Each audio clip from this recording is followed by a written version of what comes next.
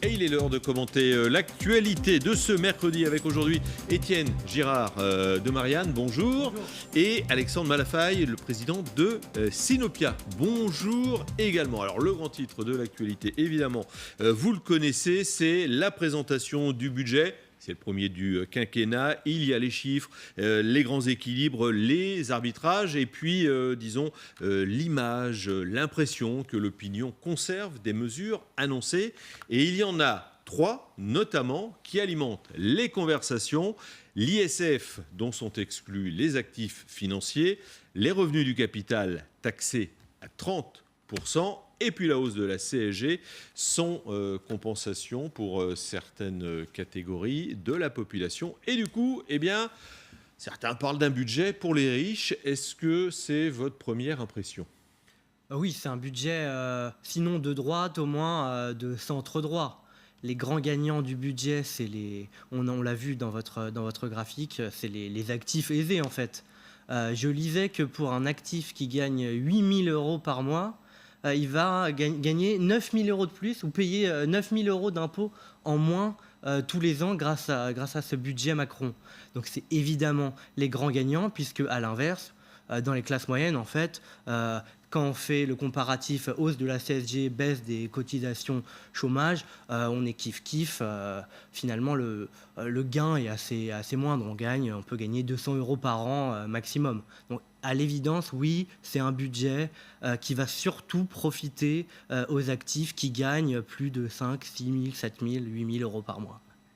Oui, sur un plan pratique, c'est quand même pas un budget révolutionnaire. Il n'y a pas vraiment de gagnant et de perdant au sens où vous le dites. C'est plus un pari qu'un budget. Le but du gouvernement, les marges sont quand même absolument peau de chagrin. Il va quand même y avoir 80 milliards d'euros de déficit l'an prochain. On est assis sur un tas de dettes de 2 000 milliards. Voilà, on voit bien que trouver des solutions pour véritablement pouvoir aller dans un sens ou dans un autre de manière claire et nette est quand même extrêmement compliqué. Alors c'est un pari. C'est plus un pari qu'autre chose. Le pari, c'est de dire, bon, la seule chose qui peut nous en sortir aujourd'hui, c'est la reprise de l'économie, parce que économie égale emploi, égale croissance, égale création de richesse, et c'est de réalimenter le système, de réirriguer le système avec ce pari-là. Sans quoi, effectivement, les marges de manœuvre, enfin, on le voit dans un autre registre qui est effectivement les cessions de parts en matière industrielle, on a quand même perdu beaucoup de notre superbe, et trouver des moyens d'action pour bâtir un budget offensif aujourd'hui, elle n'existe pas. Donc là, on entre dans le dur, pour le coup, du quinquennat, et la seule chose que moi je retiens, voilà, cette envie de dire, OK, on va essayer d'investir là où c'est possible peut-être de créer cette espèce d'impulsion. Et un député République En Marche était à votre place il y a quelques instants et il employait ce mot de pari, effectivement, sur l'avenir. Ça ressemble à un pari. On va retrouver à l'Élysée, où se déroule, bien sûr, le Conseil des ministres, Marie Chantret. Marie, alors on a parlé de cette première impression, un budget pour les riches, pour certains. C'est une opinion assez développée dans la presse ce matin. Est-ce que l'Élysée essaye de déminer cette affirmation ? Un conseil des ministres d'ailleurs toujours en cours, Philippe, mais effectivement certains conseillers ici à l'Élysée veulent à tout prix éviter cette image du président des riches ne soit accolée au président Emmanuel Macron. Il ne faut surtout pas que cette expression s'installe dans les esprits. Une séquence évidemment où les éléments de langage ont leur importance et où le service après-vente de certains membres de la majorité, mais également des ministres, est tout un art, avec évidemment la mise en avant des bonnes nouvelles de ce budget 2018. On insiste par exemple sur la revalorisation du minimum vieillesse pour faire peut-être oublier la hausse de la CSG qui impacte directement plusieurs milliers de retraités. Mise en avant également ces derniers jours de l'augmentation de l'aide aux familles les plus modestes. Reste malgré tout un symbole qui n'a pas fini de faire parler évidemment avec cette réforme de l'ISF. Alors oui, les riches propriétaires continueront à payer, mais ceux qui disposent de gros portefeuilles d'actions, eux, seront en partie exemptés, d'où ces formules en ce moment entendues dans l'opposition notamment, qui pourraient faire boule de neige. Et ça, évidemment, ça contrarie certaines personnes à l'Élysée. Et cette formule, elle est notamment entretenue par un ancien ministre de l'économie du précédent quinquennat, Michel Sapin, en l'occurrence, qui le dit, le bouclier fiscal de ce budget est 4 fois plus épais que celui de Nicolas Sarkozy. Il va donc falloir faire de la pédagogie, expliquer encore et toujours. Merci Marie et Julie Janus qui vous accompagne. Faire de la pédagogie pour rebondir sur ce que vient de dire Marie, pour essayer de tenter de lisser, de gommer cette première impression que certains, ils sont assez nombreux, encore une fois dans la presse ce matin, relèvent Oui, la pédagogie, c'est du grand classique. On peut aussi appeler ça des éléments de langage. Mais bon, les faits et les chiffres sont quand même têtus. Vous disiez qu'il n'y a pas de perdants avec ce budget. Moi, j'ai quand même repéré certains perdants. Les retraités de la classe moyenne, par exemple, c'est les grands perdants. Parce que les retraités les plus pauvres, les plus modestes, ils vont avoir une revalorisation du minimum vieillesse. Donc le choc sera amoindri par la grâce de cette réforme. Mais pour les retraités qui touchent tous les mois... 1265 €. Voilà. C'est la barre à laquelle la hausse de la CSG deviendra là un peu plus douloureuse. Exactement, c'est pas énorme. Un retraité qui gagne 1400 €, 1300 €, on ne peut pas dire qu'il a un pouvoir d'achat extrêmement important. Il va souffrir de cette réforme, il va perdre de l'argent. De la même façon, les actifs célibataires de la classe moyenne ne seront pas tous exonérés de la taxe d'habitation. Vous savez, c'est 80% des foyers qui en seront exonérés.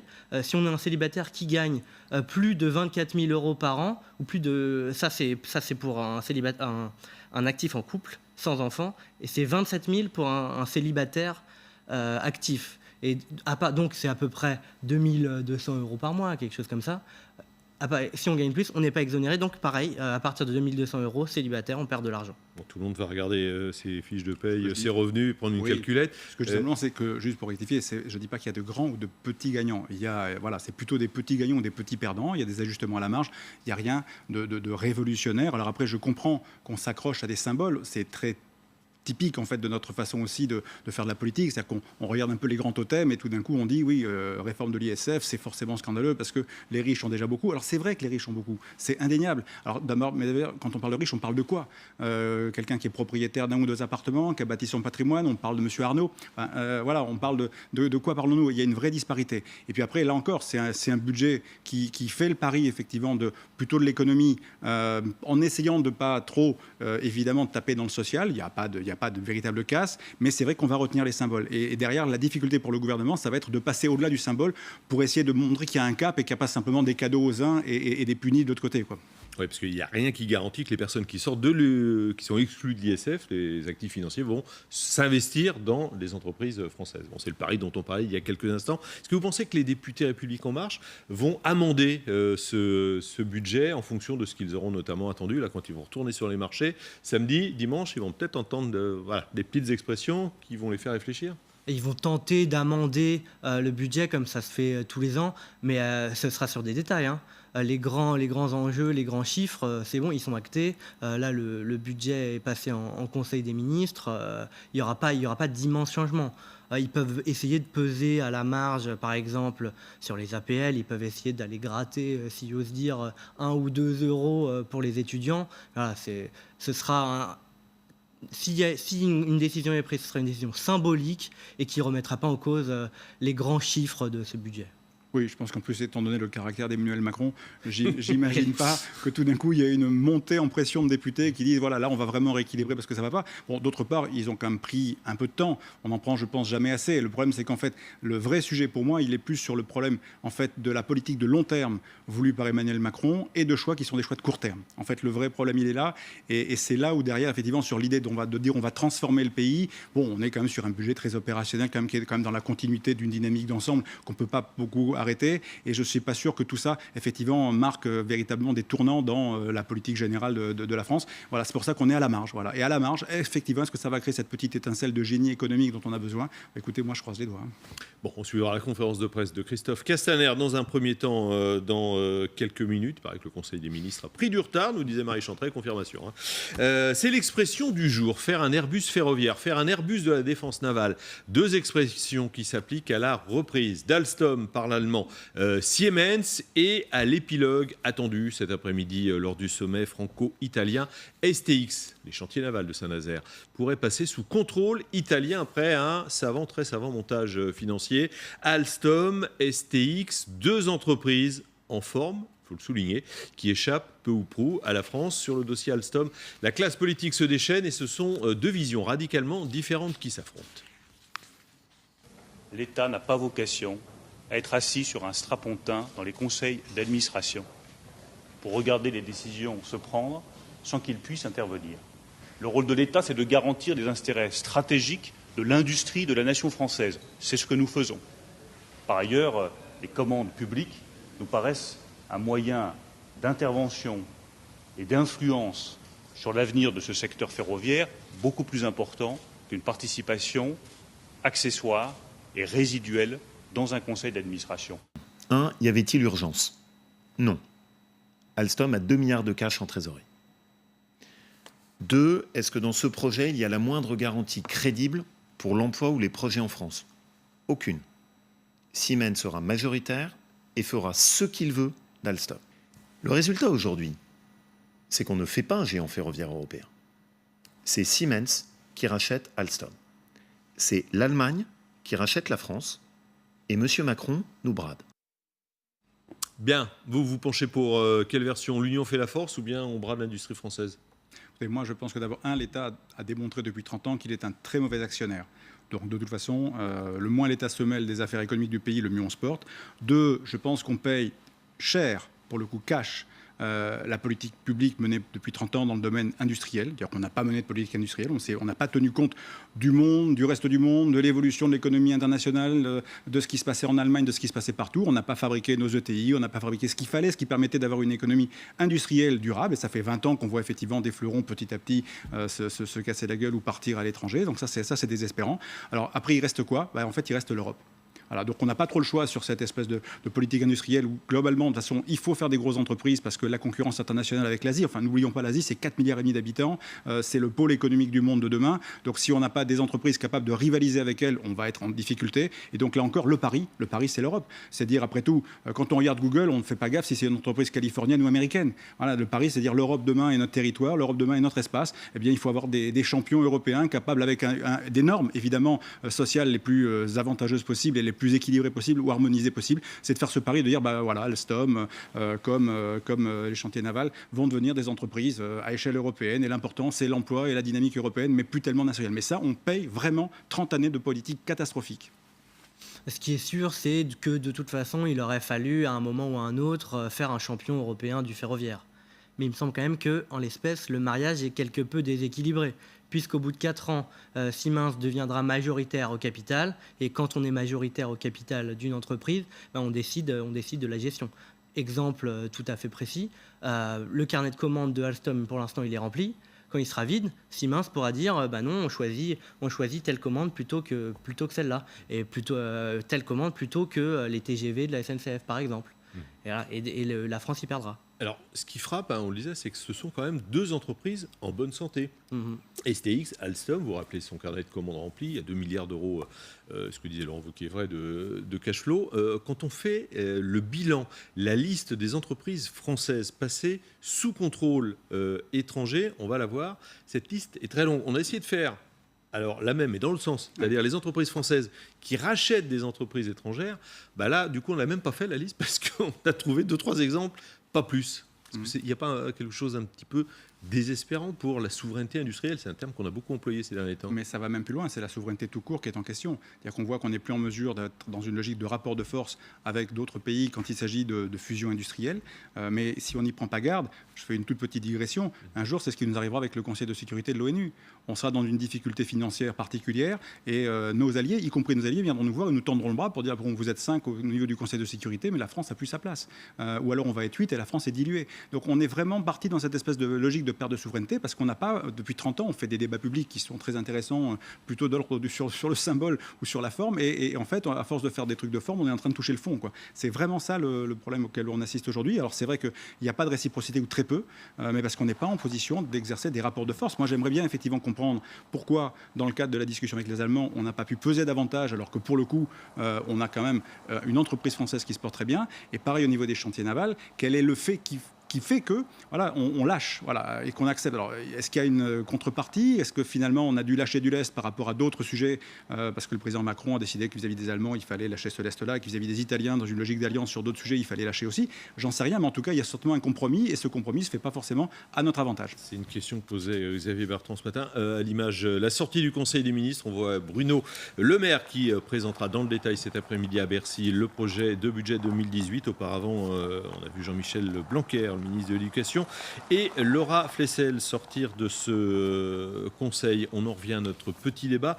Donc à cette liste d'entreprises françaises rachetées par des entreprises étrangères, la liste est assez longue. Et puis quand on a voulu faire la même chose dans le sens, là, on n'a pas trouvé grand-chose. On va écouter ce que disait Xavier Bertrand donc, sur l'antenne de LCI ce matin. Est-ce que ce deal Siemens avec Alstom, est-ce que c'est la contrepartie dans l'amitié franco-allemande du soutien allemand au projet européen d'Emmanuel Macron? Il nous faut une réponse. Bon, est-ce que c'est quelque chose d'envisageable là, pour rebondir sur ce que disait Alexandre Malafaille il y a quelques instants? C'est éventuellement envisageable. Ce qui est sûr, c'est que l'affaire a été très mal gérée côté français. Parce qu'en fait, on se targue de faire un mariage à 50% et c'est une situation qui durera seulement 4 ans. Donc c'est sauter pour mieux reculer, en fait. Bon. Alors, oui. Alors cela dit, après, on peut avoir une lecture un peu plus optimiste. C'est-à-dire, de toute façon, on a besoin de personnel. Les Allemands auront besoin de salariés. On voit bien qu'avec Airbus, le bilan est quand même pas catastrophique, loin s'en faut. On voit bien que les perspectives économiques mondiales sont quand même, sur ces marchés-là, sont quand même plutôt porteuses. Donc, on peut avoir une lecture optimiste de dire, bon, on va perdre un peu de contrôle, mais on ne va pas perdre non plus la totalité du contrôle. Et puis, on pourra continuer à négocier. C'est-à-dire qu'à supposer même que les Allemands, demain, se comportent pas bien dans le cas de Siemens en France, et d'Alstom, on pourra sans doute leur tordre le bras par ailleurs sur d'autres sujets. Donc bon, tout ça n'est pas complètement... Puis on peut toujours nationaliser, on a toujours cette arme-là à un moment donné, voilà, ce sera compliqué. C'était pas le mot qui avait été employé pour STX cet été. J'ai bien compris. Bon, on va passer à une petite polémique là, qui monte, les JO 2024 avec un séjour à Lima. C'est là où ont été attribués officiellement les JO à Paris. La note se monte à 1 500 000 €. La moitié a été prise en charge par des fonds privés, mais l'autre moitié, ça reste à la charge quand même du contribuable. Vous êtes fondu d'un petit billet, Étienne Girard, sur ce thème ce matin. Oui, moi, ce qui me choque dans cette affaire, c'est l'opacité de tous ces groupements d'intérêt public financés à moitié par le contribuable autour des Jeux Olympiques. Mediapart s'est procuré la note. Mais si Mediapart n'avait pas réussi à se procurer la note, on ne serait toujours pas au courant que le contribuable a financé la moitié du séjour de 300 officiels, le séjour très luxueux de 300 officiels pendant 6 jours au Pérou. Il apparaît en plus que cette facture, elle aurait pu être beaucoup moins importante. Un simple exemple, le CIO, vous savez, le centre d'organisation... Comité international olympique. D'organisation des JO, avait dit à la délégation française, vous pouvez accueillir que 60 personnes à la cérémonie. Or, la délégation française a fait venir 300 personnes, 60 à l'intérieur et 240 à l'extérieur, qui regardaient la cérémonie dans un hôtel 5 étoiles. Je D'accord. Voilà, je suis pas sûr que le contribuable y gagne pour le coup. Comme quoi, la preuve que l'enjeu, c'était pas de faire une loi de moralisation de la vie publique. L'enjeu, c'est d'aller vers davantage d'éthique en politique. Là, il n'y a pas d'éthique. On profite des fonds parce que globalement, on pense qu'on peut faire de manière relativement impunie. La gauche est très spécialiste de ça. La droite n'a pas de leçon à donner non plus, mais la gauche aime bien. C'est d'autant plus choquant quand c'est la gauche qui le fait. Et la mairie de Paris, qui par ailleurs est quand même très donneur de leçons dans plein de domaines, n'hésite pas à profiter quand même des avantages du système. Quand il y a un feu d'artifice à Paris, place du Trocadéro, la mairie est au 2e étage de la Tour Eiffel dans des conditions absolument idylliques pour voir ça avec ses amis, ses invités. Voilà, la gauche au pouvoir, c'est aussi encore ça. Et là, franchement, la place de l'éthique dans tout ça, elle est assez critiquable. Et c'est pour ça que je crois qu'au lieu de chercher à moraliser la vie publique avec des lois gadgets quand même, parce que c'est vraiment des gadgets, on devrait mettre des logiques de contrôle et de sanctions extrêmement dures quand il y a abus. Et là, il y a visiblement quelque chose qui mérite, je ne dis pas qu'il y a abus, il faut vérifier, il faut regarder si tout ça n'est pas justifié, parce qu'après on peut porter des accusations et parfois injustement, parce qu'on aime bien aussi faire de la polémique pour des sujets qui vont leur dire, voilà, il y a un chiffre magique, 1,5 million. Bon, dans la vraie vie, peut-être que tout ça est très justifié, il fallait absolument qu'on y soit tous, sauf qu'on savait qu'on avait gagné. Je crois qu'il n'y avait plus d'enjeu, il n'y a plus de suspense depuis un certain temps. C'est peut-être ça d'ailleurs qu'on relève ce matin, c'est qu'il n'y avait plus d'enjeu. Est-ce que ça nécessitait d'aller avec une délégation nombreuse à Lima? On s'est vraiment fait plaisir. 300 personnes dans le 33e restaurant le plus coté du monde. C'était le fastueux. Bon, la grande édition de midi se poursuit. On va se retrouver dans quelques instants.